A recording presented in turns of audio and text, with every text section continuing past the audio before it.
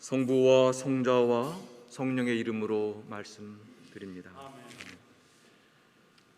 매년 9월 첫 번째 주일은 여성 선교 주일입니다.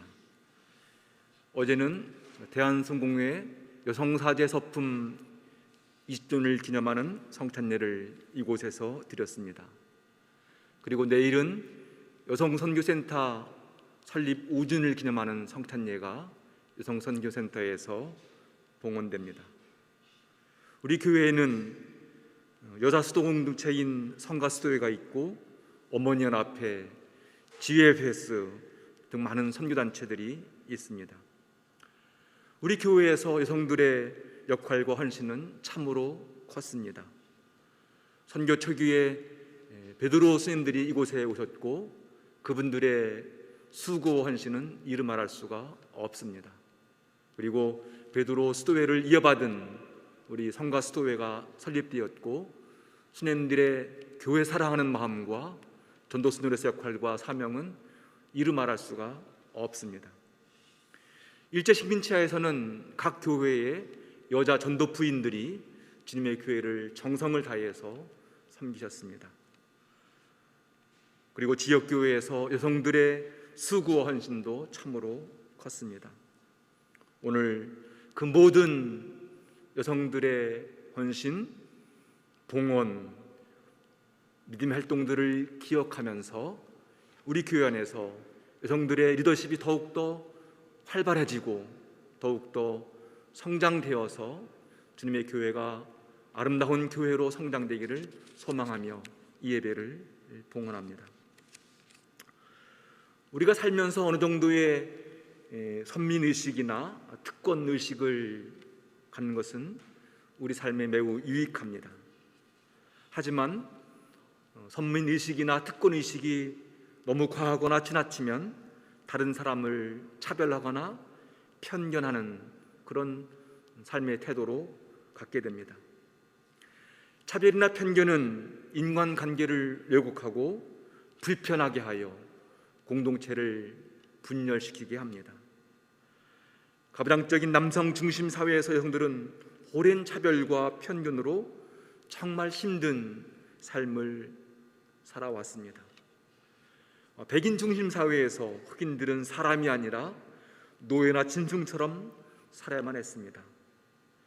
나치 치하에서 유대인이 겪었던 수모와 아픔의 역사는 우리의 상상을 초월합니다. 유대인들 역시 이방인들을 향해서 또 그리스도교와 다른 종교를 향해서 가했던 차별과 편견의 역사도 부끄러운 어둠의 역사입니다. 지금 여전히 우리 사회 안에는 다양한 차별과 편견으로 분열되어 있습니다. 특정 지역에 대한 차별과 편견이 참으로 심합니다. 내가 믿는 종교는 옳고 다른 종교는 다 틀렸다는 생각들을 주장합니다.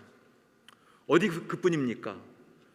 외모와 신체에 대한 차별과 편견, 어떤 장애인에 대한 차별과 편견, 학벌이나 경제적 수준에 대한 차별과 편견, 외국인에 대한 차별과 편견, 정말 다양한 차별과 편견이 우리 사회를 갈라놓고 분열시키며 병들게 하고 있습니다. 통합과 일치를 위해서 노력해야 할 주님의 교회가 오히려 하나님의 이름으로 무수히 많은 사람들을 죄인으로 정죄하면서 차별과 편견을 정당화하는 그런 모습도 보게 됩니다. 오늘 복음은 차별과 편견에 대한 이야기입니다. 주님께서 이방인의 도시 띠로에 있는 어느 집에 들어가셔서 좀 쉬려고 하신 것 같습니다.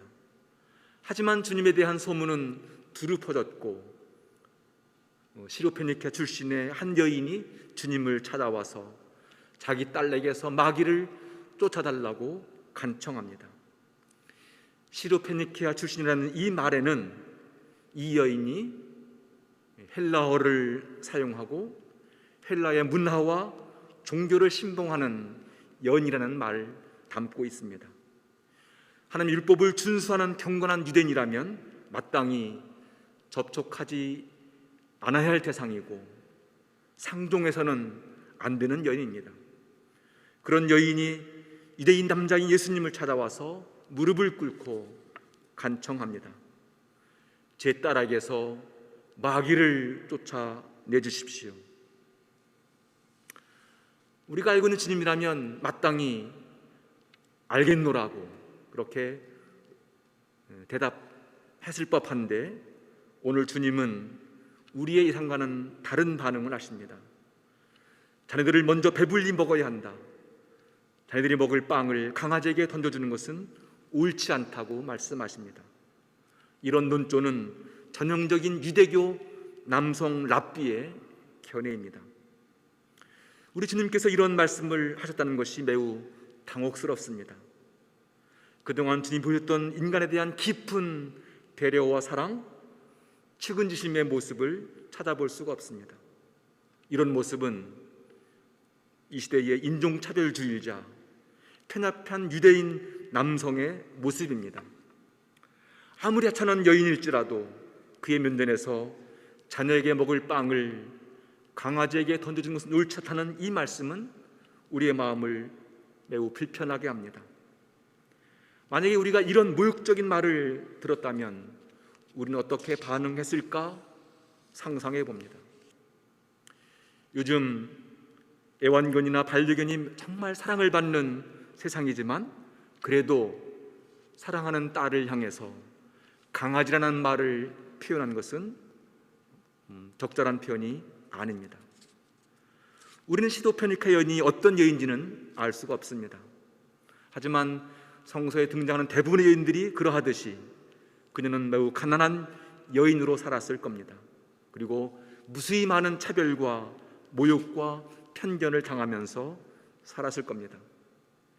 아마 이 여인이 어린 딸에 대한 기대를 갖고 살았다면 삶이 곤고하고 힘들 때마다 사람답게 산다는 것이 무엇인지, 왜 이렇게 복이 없는지, 도대체 내 인생의 끝은 어딘지를 물으면서 눈물을 흘렸을 겁니다.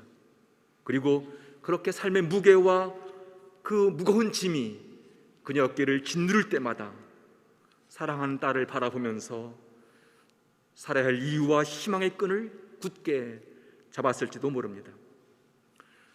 살아야 할 이유, 삶의 근거에 희명했던 딸이 지금 마귀가 들려서 매우 힘든 삶을 살고 있습니다. 사랑스럽던 딸의 모습은 찾아볼 수가 없습니다. 엄마를 알아보지 못합니다. 이런 딸의 모습은 엄마에게는 어둠이었고 절망이었으며 죽음이었습니다. 그렇게 어둠과 절망 속에 있을 때 주님에 대한 소문이 들려왔고, 주님이 자기가 살고 있는 고향, 동네에 가까운 곳에 왔음을 알게 되었습니다. 그리고 많은 사람들이 예수님을 만나서 새로운 삶의 변화를 경험했다는 소식도 들었습니다. 더 이상 지체할 수가 없습니다. 그녀는 달려와서 주님 앞에 발 앞에 엎드려 간청을 합니다.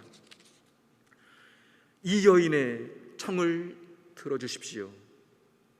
제발 제 청을 거절하지 마시고 제 딸을 고쳐주십시오. 지금 제 딸이 마귀에 사로잡혀서 매우 힘든 시간을 보내고 있습니다. 저는 그 딸 없이는 단 하루도 살 수가 없습니다. 아마 여인은 체면이나 자존심을 다 내려놓고 그저 엎드려 울부짖었을 겁니다. 그녀의 울부짖음은 기리 엘레이손, 하나님 저에게 자비를 베풀어 주십시오라는 그런 자비를 구하는 기도였을 겁니다. 그런데 이게 무슨 말인가요? 나는 유대인을 위해서 왔지 이방인을 위해서 온 것이 아니라는 겁니다. 자녀들이 먹을 빵을 강아지에게 던질 수 없다는 말입니다. 하지만 여인은 물러서지 않습니다. 오히려 이렇게 받아칩니다. 선생님, 그렇긴 합니다만 상 밑에 있는 강아지도 아이들이 먹다 떨어뜨린 부스러기는 먹지 않습니까? 그 은혜의 부스러기라도 내 딸에게 달라는 간청입니다. 분명히 예수님의 그 말은 이 여인에게 큰 마음의 상처를 주었습니다. 하지만 그녀는 예수님의 이런 인종차별적인 거절에도 아랑곳하지 않습니다. 오히려 딸을 향한 그 어머니의 사랑이 그 모든 차별과 편견을 뛰어넘어서 예수님의 사랑을 간청합니다. 바울로 사도는 사랑은 모든 것을 참고 견뎌낸다고 말했습니다. 그녀는 딸을 향한 사랑으로 모든 것을 참아냈고 모든 것을 견뎌냈습니다. 이 여인의 당찬 말에서 예수님도 당신 자신의 생각을 내려놓습니다. 그리고 이렇게 말씀하십니다. 옳은 말입니다. 어서 돌아가 보십시오. 마귀는 이미 당신의 딸에게서 떠나갔습니다. 마태복음은 이 상황에서 이렇게 전하고 있습니다. 여인아, 참으로 네 믿음이 강하다. 내 세원대로 이루어질 것이다. 우린 이 여인에게서 딸을 향한 어머니의 사랑을 봅니다. 딸을 향한 사랑이 어떤 인내와 끈기를 보여주는지, 어떻게 오래 참음을 보여주는지를 우리에게 보여줍니다. 지금 우리에게는 이 여인의 인내와 끈기, 간절한 마음이 필요한 때입니다. 이런 인내와 끈기와 간절함이 하나님의 사랑에 대한 기대와 확신이 있을 때 그 사랑은 우리 안에 차고 넘칩니다. 하나님의 사랑을 믿는 사람은 절대로 포기하지 아니하고 인내와 끈기를 가지고 기도할 수 있고 끝까지 기다릴 수 있습니다. 참된 믿음, 신실한 신앙인은 자신을 내세우는 특권의식이나 공로의식에 머물지 아니합니다. 오히려 하나님의 은총과 사랑을 받아들이고 그 사랑과 은총을 누리며 살아가는 삶이 얼마나 복된 일인가를 알고 그 삶을 살아갑니다. 하나님의 은총과 사랑을 누릴 줄 아는 사람이라야 더 깊은 사랑의 삶을 살 수가 있습니다. 하나님께 주시는 은총을 믿고 신뢰하는 사람들은 하나님의 선물인 사랑을 누리며 살아갑니다. 사랑하는 딸을 향한 어머니의 간절함은 그 자체로 하나님의 은총과 사랑을 입기에 충분합니다. 오늘 복음에는 기먹은 반벙어리를 고쳐주시는 주님을 만납니다. 기먹은 반벙어리는 듣지 못하고 말하지 못하는 사람이었지만 주님은 그의 귀와 입술을 열려서 새로운 삶을 살아가도록 인도해 가십니다. 주님은 그에게 에파타, 열려라고 명령하시어 막혔던 귀와 입을 열어주시고 그로 하여금 바른 말을 하고 살아가도록 축복해 주십니다. 주님은 오늘 우리에게도 같은 명령으로 말씀하십니다. 에파타, 열려라. 너의 귀가 열리고 입술과 혀가 열려서 바른 말을 하며 살아가라. 너의 입술로 하나님을 찬양하고 노래하라고 말씀하십니다. 오늘 복음은 하나님의 사랑이 유대인을 뛰어넘어서 이방인들에게도 확대되는 그 놀라운 모습들을 전해주십니다. 자비로운 하나님은 모든 차별과 편견을 뛰어넘으라고 요청하십니다. 우리 마음 안에 있는 차별과 편견의 경계를 허물고 예수 그리스도를 통한 십자가의 사랑 안에서 하나가 되라고 요청하십니다. 나의 좁은 눈과 편협한 마음으로 나와 다른 사람들을 바라보지 말고 오로지 하나님의 눈과 마음으로 서로를 바라보고 서로를 환대하고 축복하라고 하십니다. 그렇습니다. 우리의 눈과 마음이 아니라 하나님의 눈과 마음으로 서로를 보면 차별과 편견의 마음이 아니라 하나님의 사랑으로 채워주고 싶은 마음, 보듬어주고 싶은 마음, 그리고 사랑하고 싶은 마음이 일어납니다. 그렇게 서로의 부족을 채워주면서 더 깊은 하나님의 사랑 은총을 경험할 때 우리는 더 복된 믿음의 길을 걷게 됩니다. 딸을 향한 어머니의 마음이 바로 우리의 마음이었으면 좋겠습니다.